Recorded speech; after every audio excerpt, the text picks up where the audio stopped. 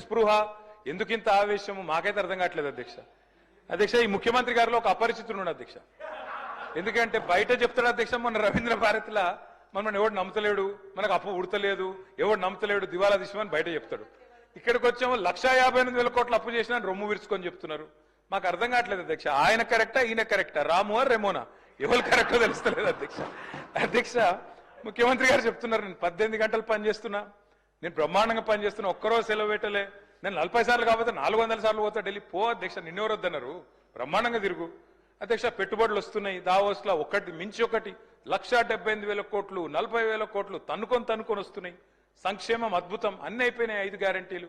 మరి ఎందుకు అధ్యక్ష ముఖ్యమంత్రి గారు 71,000 కోట్ల ఘాటా పడ్డది, ఖతమైపోయింది, మా 71,000 కోట్ల అంచనాలు తగ్గిందని గన్పూర్లో చెప్పింది, స్టేషన్ గన్పూర్లో. ఎందుకే అంటున్నా అధ్యక్ష నేను, ఓదికేమో పైసలు లేవంటారు అధ్యక్ష, ఉద్యోగులకు డిఏలకు పైసలు లేవు, 6 గ్యారంటీలకు పైసలు లేవు, తులం బంగారంకు పైసలు లేవు.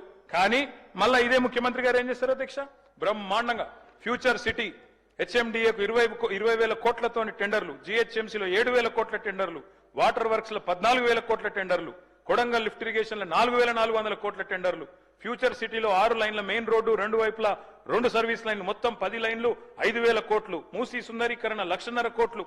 ఇన్నిటికి పైసలున్నాయి కానీ 6 గ్యారంటీలకు పైసలు లేవు, తులం బంగారం పైసలు లేవు, మహిళలకు ఇచ్చేందుకు 2,500 లేవు, దేనికి పైసలు లేవు అధ్యక్ష.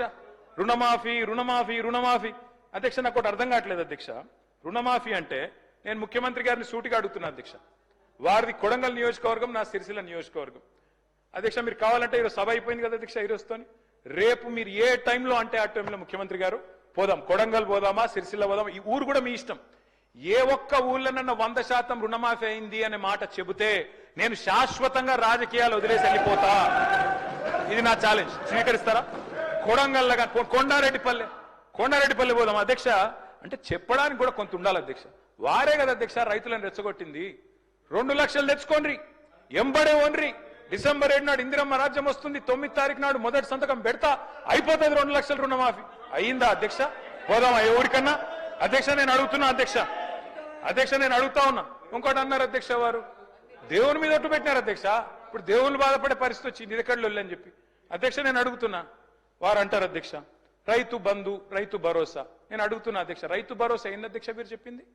15,000 ఇదే ముఖ్యమంత్రి గారు ఆనాడు పిసిసి ప్రెసిడెంట్ గా రైతు బంధుని ఆపిందే ఈయన.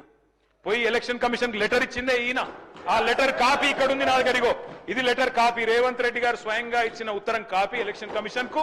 ఆపిందే మీరు, మళ్ళీ మీదికెళ్ళి మేము దాచుకున్నాం, మేము ఆపినామని చెప్తారు. నేను పంపుతా అధ్యక్ష ఇది మీకు. అధ్యక్ష రైతు బంధు ఆపుతారు, 7,600 కోట్లు ఆపిందే వాళ్ళు. ఆపి ఏం డైలాగ్ కొట్టింది అధ్యక్ష వీరు? హరీష్ రావు ఆపుతుండు, కేసీఆర్ ఆపుతుండని చెప్పి ఆ రోజు అన్నారు అధ్యక్ష. డిసెంబర్ 3 నాడు, డిసెంబర్ 3 ముందు అయితే 5,000, డిసెంబర్ 3 తర్వాత అయితే 7,500 అని చెప్పింది ఎవరు అధ్యక్ష? 3 ముందైతే 5,000, 3 తారీఖు తర్వాత అయితే 7,500 అని చెప్పిందే ఈ ముఖ్యమంత్రి గారు. అధ్యక్ష ఇంకెన్ని చెప్పినారు అధ్యక్ష? ఉచిత కరెంటు కాంగ్రెస్ అట, కరెంట్ అంటేనే కాంగ్రెస్ అట, కాంగ్రెస్ అంటేనే కరెంట్ అట. ఇక్కడనే కూర్చొని నేను ఒక్క నిమిషం తొందర పడకు రాజు, నువ్వు అవుతావు.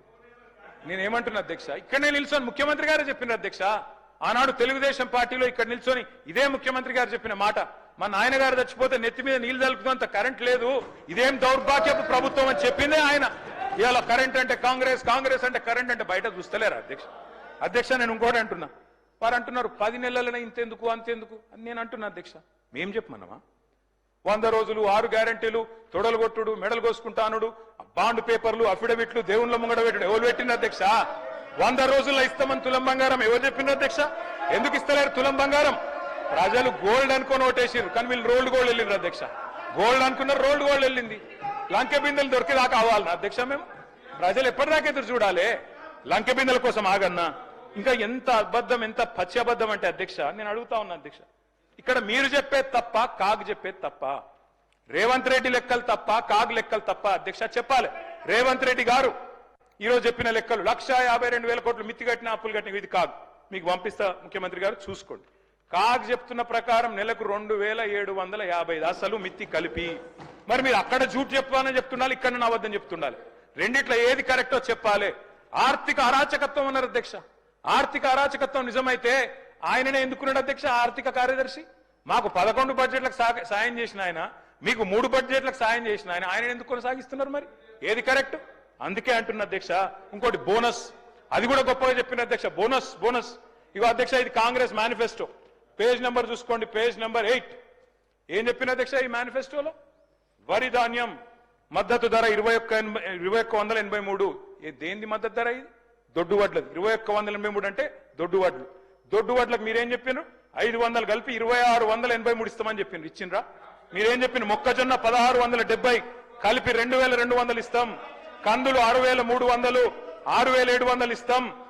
సోయాబీన్ 3950 4400 ఇస్తాం. పత్తి 6025 6500 ఇస్తాం. మిర్చికి మద్దతు ధర 15000 ఇస్తాం. పసుపుకు 12000 ఇస్తాం. ఎర్రజొన్నకు 3500 ఇస్తాం. చెరుకుకు 4000 ఇస్తాం. జొన్నలకు 3050 ఇస్తాం. ఒక్కటన్ని ఇచ్చిండ్రా? బోనస్ బోగస్ కాలేదా? రాష్ట్రంలో రైతులు చూస్తలేరా?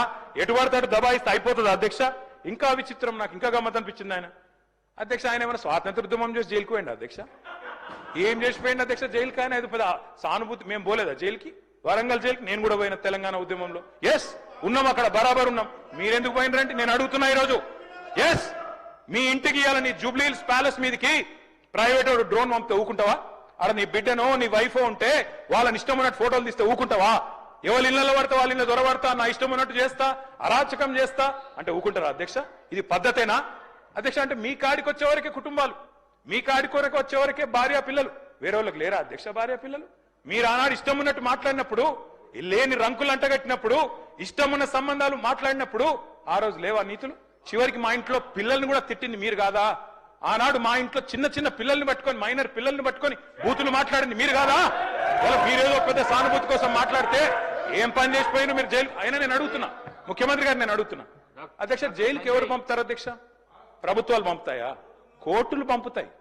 కోర్టులో మీరు ఛాలెంజ్ చేసినారు, నన్ను రిమాండ్కి పంపొద్దు అని మీ లాయర్లు అడిగినారు. కోర్టు కాదు, మీరు జైలుకే పోవాలని చెప్పింది. మేమేం చేస్తాం దానికి? రిమాండ్కు పంపేది మేం కాదు సార్, మీరు కాదు. ముఖ్యమంత్రి గారు హుంకరిస్తున్నారు. నేను అనుకుంటే అక్కడ ఎవరు మిగిలరు. నువ్వు ఏమనుకున్నా ఏం ఫరక్ పడదు, నువ్వు ఏం చేసుకున్నా ఏం ఫరక్ పడదు. నువ్వు అనుకుంటున్నావేమో పదవి శాశ్వతం, అధికారం శాశ్వతం. ఏది శాశ్వతం కాదు అధ్యక్ష. నేను కోరుతా ఉన్నా, ముఖ్యమంత్రికి అపరిమితమైన అధికారాలు ఉండవు. ముఖ్యమంత్రికి అపరిమితమైన అధికారాలు ఉండవు. ఎవరిని పడితే వారిని జైలుకు పంపే అధికారం ఉండదు, కోర్టులకు ఉంటది. నిన్ననే కోర్టు పాత్ర తీసుకున్నారు ఈ ముఖ్యమంత్రి గారు. ఇందాక గోవింద సినిమా చెప్పింది కదా, ఆ పాత్ర ఆయనకే సూట్ అవుతుంది అధ్యక్ష. ఎందుకంటే అప్పుడే లాయర్ అయిపోతాడు ఆయన, అప్పుడే జడ్జి అయిపోతాడు, అప్పుడే మళ్ళీ స్పీకర్. మీరు తీసుకునే నిర్ణయం వారు చెప్తారు, సుప్రీంకోర్టు తీసుకునే నిర్ణయం వారే చెప్తారు, ఉప ఎన్నికలు రావంటారు, ఎన్నికల కమిషన్ నిర్ణయాలు ఆయనే చెప్తారు అధ్యక్ష. మీ బహుపాత్రలు మీకే సూట్ అయితే తప్ప మా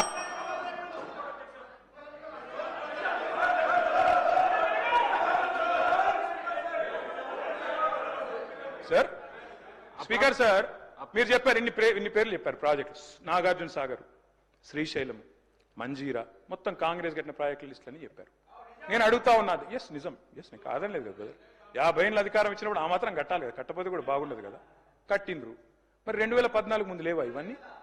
2014 ముందు వానలు పడలేదా? 2014 ముందు ప్రాజెక్టులు లేవా? మరి అప్పుడు ఎందుకు వండలేదు పంటలు? ఎందుకో కేసీఆర్ ప్రభుత్వం వచ్చినాకనే వండినాయి. ఇవాళ ఎట్లా మాట్లాడతారండి? సూర్యాపేట జిల్లాలో రేవంత్ రెడ్డి గారు, సూర్యాపేట జిల్లాలో దయచేసి మీరు వినాలి. రేవంత్ రెడ్డి గారు, నేను ఒక మాట అంటాను.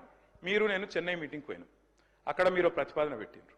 పెడితే నేను మీ పార్టీని కాదు, మీరు నేను ఇక్కడ ఉప్పు నిప్పులకి కొట్లాడుకుంటాం. ఆడ పోయినాక నేను మిమ్మల్ని గౌరవించి, మా ముఖ్యమంత్రి గారు చెప్పిన మాట కరెక్టు, 33% కాదు 36% ఇవ్వచ్చు అని చెప్పిన. ఎందుకంటే నాకు ఆ సంస్కారం ఉంది. హద్దులు దాటినాక, సరిహద్దులు దాటినాక నువ్వు మా ముఖ్యమంత్రి కాబట్టి నేను కాపాడాలి, నేను గౌరవించాలి, నీకు డిఫెండ్ చేయాలి, అది నా బాధ్యత. కానీ ఇక్కడికి వచ్చిన తర్వాత కూడా మీరు ముఖ్యమంత్రి పదవిలో కూర్చున్న తర్వాత కూడా గంత ఫ్రస్ట్రేషన్, గని రంకెలేస్తే కుదరదు. ప్రతిపక్షాల మీద మాటలతో డైలాగులు దాడి చేస్తా, పంచ్ డైలాగులతో దాడి చేస్తా కుదరదు. పరిపాలన అంటే పంచ్ డైలాగులు కాదు. పరిపాలన అంటే ఇప్పుడు మీరు చెప్పిన కష్టాలన్నీ ఉంటాయి. పరిపాలన అంటే ఇప్పుడు మేము 2014లో మేము కూడా ఆడికి వచ్చినాడు, ఇవన్నీ కష్టాలతోనే మేము కూడా స్టార్ట్ చేసినాం. మెల్లమెల్లగా ఒక్కొక్కటి సెట్ చేసుకుంటేనే వీడి దాకా వచ్చినాం. I wish you the best Revanth Reddy గారు. కానీ దయచేసి మీరు అన్నారు కదా కక్ష సాధింపు లేదు. కక్ష సాధింపు లేకపోతే నేను అడుగుతున్నా అధ్యక్ష, ఎందుకు రద్దు చేసినారు అధ్యక్ష? మేము తెచ్చిన పథకాలను, మేము తెచ్చిన ప్రాజెక్టులను. అప్పటికే ఎయిర్పోర్ట్ మెట్రో టెండర్ అయిపోయింది. రేవంత్ రెడ్డి గారికి ఒకటే కోపం ఏంటంటే వీళ్ళు తెచ్చిరు, నేను రద్దు చేయాలి. చేసి పారేసిండు. ఓకే, నో ప్రాబ్లం, ప్రభుత్వం మీది, మీ ఇష్టం. ఫార్మా సిటీ రద్దన్నారు, ఫార్మా విలేజ్లు ముద్దన్నారు. ఏమైంది అధ్యక్ష?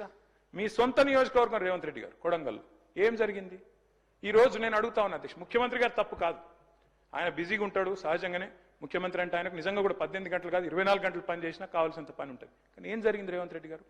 మీకు మరి లగచర్లలో ఒకటి పెట్టాలనుకున్నప్పుడు ఏం చేయాలా? మీరో మీ బ్రదరో లేకపోతే మీ నాయకులో అందరు కలిసి కాన్ఫిడెన్స్లో తీసుకొని వాళ్ళను అట్లా కాదు ఇట్లా అని ఒప్పించి మంచి జరుగుతుంది మనకని చెప్పి ఒప్పించి చేయాలి. కానీ మీరేం చేసిండ్రు? వాళ్ళు ధర్నాలు చేస్తే పట్టించుకోవాలి, రాస్తారోకలు చేస్తే పట్టించుకోవాలి. 9 నెలలు అక్కడ టెంట్ పడితే పోయినోళ్ళు లేరు, అడిగినోళ్ళు లేరు. ఆఖరికి అధికారులు పోతే లొల్లయింది. ఆ లొల్లిని మాకంట కట్టి మేమేదో చేసినామంటే నేను రేవంత్ రెడ్డి గారికి విజ్ఞప్తి చేస్తున్నా. అంత అయ్యో పదవిలోకి వచ్చిన తర్వాత కూడా ఇంత ఫ్రస్ట్రేషన్ నా జీవితంలో ఎవరిలో చూడలేదు సార్ నేను. అరే మొత్తం ఇంత దాడి, ఇంత ఉక్రోషం. ఏం పర్లేదు రేవంత్ రెడ్డి గారు, ఇంకా తిట్టాలనుకుంటే ఇంకో 2 గంటలు తిట్టండి, మాకేం అభ్యంతరం లేదు. ఎందుకంటే మీ మైక్ కట్ కాదు, నీకు ఎంత ఉందో అంత తీసుకో, నాకేం ఇబ్బంది లేదు. మీ తిట్లన్నీ మాకు దీవెనలు, మాకు ఆశీర్వాదాలు. మీరు ఎంత మాట్లాడితే మాకు అంత మంచిది. ఎందుకంటే మీ వల్ల ఖచ్చితంగా ఇంకొక 20 ఏళ్లు కాంగ్రెస్ ఓటేయాలంటే ఎవరైనా భయపడే పరిస్థితి తెలంగాణ మొత్తంలో వస్తున్నది. మీరు పోయి ప్రచారం చేశారు, మహారాష్ట్రలో ప్రచారం చేశారు, హర్యానాలో చేసినారు, ఢిల్లీలో చేసినారు, అద్భుతాలు సాధించారు. మొన్న పోయి ఎమ్మెల్సీ ఎలక్షన్ లో కూడా చేసినారు. 57,000 ఉద్యోగాలు నేను ఇస్తే నాకు ఓటేయండి అన్నారు. వేసినారా ఓట్లు మీకు? అందుకే అంటున్నారు రేవంత్ రెడ్డి గారు, రంకెలతో ఏమి రాదు, ప్రతిపక్షాల మీద దాడి చేస్తే ఏం కాదు. అధ్యక్ష మీరు కంక్లూడ్ చేద్దాం సార్. ముఖ్యమంత్రి గారికి ఏదో AK-47 గురించి చెప్పారు అధ్యక్ష, ఏదో ఎవరో కాల్చి చంపారంట. అధ్యక్ష AK-47 గురించి, తుపాకుల గురించి ఆయనకు తెలిసినంత మాకు తెలియదు సార్. ఎందుకంటే తెలంగాణ ప్రజల మీదకి ఉద్యమంలో ఆనాడు తుపాకీ తీసుకొని పోయిన రైఫిల్ రెడ్డి ఈయన. అధ్యక్ష ఇంకోటి అధ్యక్ష, అవును అధ్యక్ష కరెక్ట్, ఎవరిని చంపే అధికారం లాక్కున్నారు అధ్యక్ష? అక్కడ పాపం పాత కాంగ్రెస్ వాళ్ళందరినీ ఖతం చేసి ఆయన అక్కడ పదవి లాక్కొని ఇలా మమ్మల్ని అంటే ఎట్లా అధ్యక్ష? అధ్యక్ష ఇంకోటి విచిత్రంగా అనిపించింది అధ్యక్ష నాకు ఇప్పుడు ఆయన మాట్లాడుతుంటే. తెలంగాణ రైజింగ్ అంట. దేనికి అధ్యక్ష రైజింగ్? ఏదో అట్టర్ఫ్లాప్ సినిమాకు అట్టహాసంగా శతదినోత్సవం చేసినట్టు విఫల పాలనకు విజయోత్సవాలు నిర్వహించారు అధ్యక్ష. వీళ్ళంతా కూడా ఏంది అధ్యక్ష వీళ్ళు చేసింది? ఏది 1 ఇయర్ అయిపోయిందట. ఏం చేశారు 1 ఇయర్ లో? 6 గ్యారెంటీలు అమలు చేశారా? తులం బంగారం ఇచ్చారా? రైతు బంద్ చేసినారా? రుణమాఫీ చేసినారా? నేను అందుకే అడుగుతా ఉన్నా అధ్యక్ష. Yes, Telangana is rising. ఎందులో రైజింగ్ అధ్యక్ష? కొన్నిట్లో మాత్రం రైజింగ్. అప్పుల్లో రైజింగ్, అబద్దాల్లో రైజింగ్, క్రైమ్ రేట్ లో రైజింగ్, అన్నదాతల ఆత్మహత్యల్లో రైజింగ్, నేతన్నల బలవన్మరణాల్లో రైజింగ్, అబద్దాలు, బూతులు. ఎస్, తెలంగాణ జాతిపిత వీళ్ళెవ్వరు ఏమనుకున్నా ఖచ్చితంగా కేసీఆరే. తెలంగాణ బూతుపిత రేవంత్ రెడ్డి గారు అవుతారు. బూతుపితగానే ఆయన మిగిలిపోతాడు భవిష్యత్తులో. హలో, తెలుగు రాజ్యం ఛానల్ చూస్తున్నారా? సామాజిక, రాజకీయ, జీవన చిత్రణే తెలుగు రాజ్యం. అతిశయోక్తులు, అసత్యాలు ఉండవు. రాజకీయ కోణం కాదు, ప్రజా కోణమే కొలబద్ద. తెలుగు రాజ్యం వీక్షణ మీ ఉత్తమ అభిరుచికి నిదర్శనం.